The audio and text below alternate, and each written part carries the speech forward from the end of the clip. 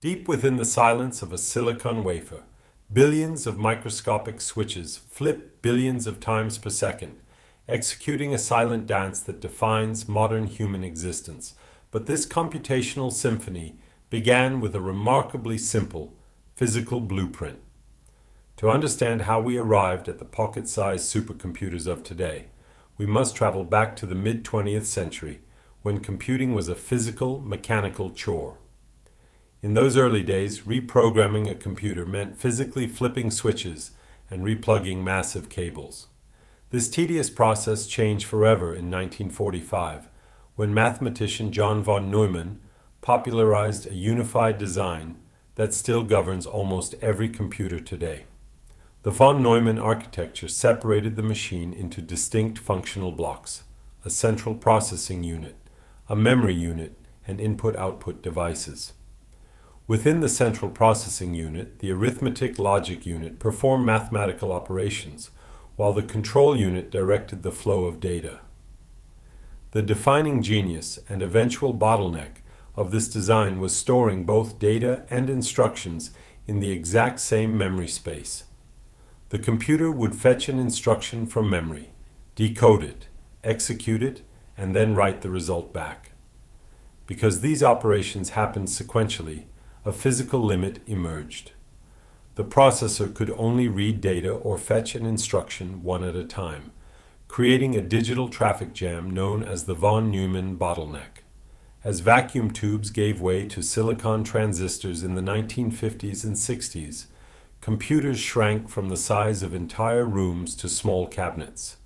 With this hardware revolution, computer architects sought to optimize how instructions were processed.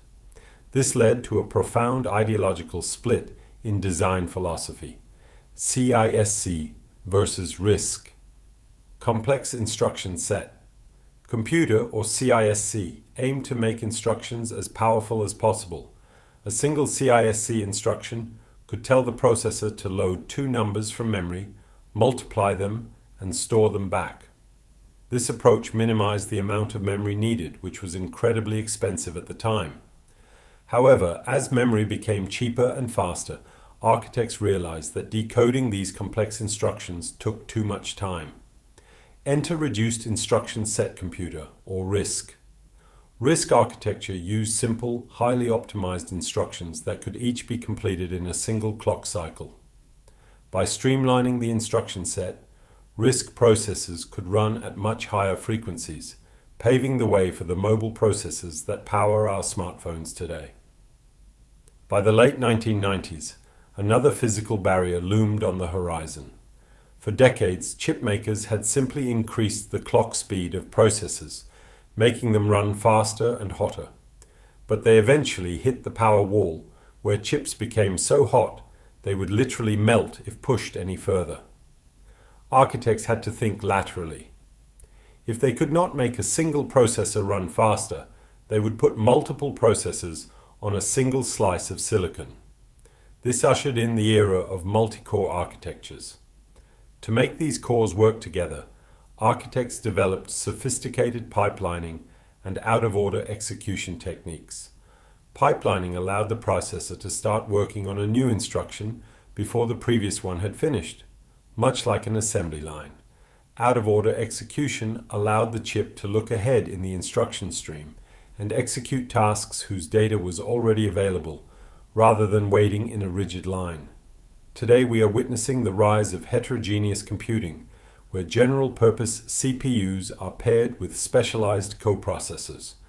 As artificial intelligence and high-definition graphics have taken over our digital lives, the sequential nature of the CPU has proven insufficient. This led to the rise of the graphical processing unit, or GPU, which contains thousands of smaller, simpler cores designed to perform mathematical operations simultaneously. While a CPU is like a high-speed sports car capable of carrying a few passengers very quickly, a GPU is like a massive bus, carrying thousands of passengers at once, making it perfect for the massive matrix multiplications required by modern neural networks. As we push the absolute limits of silicon, looking down at transistors that are now only a few atoms wide, we are standing on the precipice of a new architectural revolution. Neuromorphic chips are being designed to mimic the neural pathways of the human brain, processing and storing information in the exact same location to finally shatter the von Neumann bottleneck. Meanwhile, quantum computers threaten to rewrite the rules of computing entirely, utilizing the strange principles of superposition and entanglement to solve problems that would take a classical supercomputer billions of years to compute. We have journeyed from vacuum tubes to the brink of quantum supremacy, proving that the true power of computers lies not in the physical materials we build them with, but in the brilliant architecture of how we organize their thoughts.